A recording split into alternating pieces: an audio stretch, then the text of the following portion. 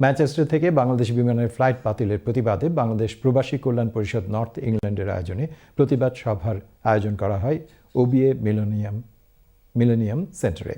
বিস্তারিত জানছেন আমাদের লিভারপুল ব্যুরো চিফ শেখ সুরত মিয়া আসাদ।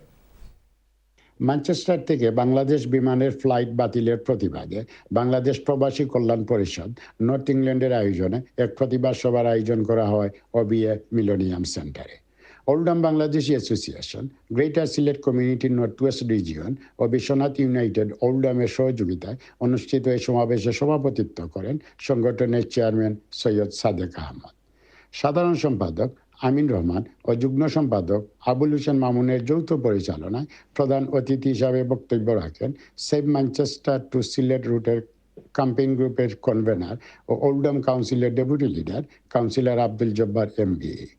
বিশেষ অতিথি হিসাবে বক্তব্য রাখেন ওল্ডাম বাংলাদেশি অ্যাসোসিয়েশনের চেয়ারম্যান নজমুল ইসলাম, কাউন্সিলর আব্দুল মালিক, কাউন্সিলর মোহন আলী, কাউন্সিলর মমতাজ আলী আজাদ, কাউন্সিলর ইবিউল্লাহ ও শাহজাহানুর রাজা সহ বিপুল সংখ্যক প্রবাসী নেতৃবৃন্দ।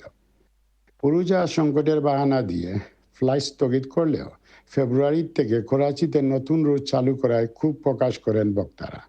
প্রবাসীদের প্রাণের দাবি ম্যানচেস্টার সিলেট ফ্লাইট বহাল ও সিলেটকে একটি পূর্ণাঙ্গ আন্তর্জাতিক বিমানবন্দরে রূপান্তরিত করার আহ্বান জানিয়েছেন। আমরা সবাইকে অনুরোধ করব যে আমাদের যে ক্যাম্পেইনটা আছে সেই ম্যানচেস্টার টু সিলেট রুট, এই ক্যাম্পেইনে আপনারা সবাই যোগদান দেবেন এবং আমাদের যে দাবিটা আছে, দাবিটা হয়েছে যে আমাদের এই রুটটা পার্মানেন্ট হবে এবং সিলেট ওসমানী ইন্টারন্যাশনাল এয়ারপোর্ট আমরা প্রপার ইন্টারন্যাশনাল এয়ারপোর্ট দেখতে চাই।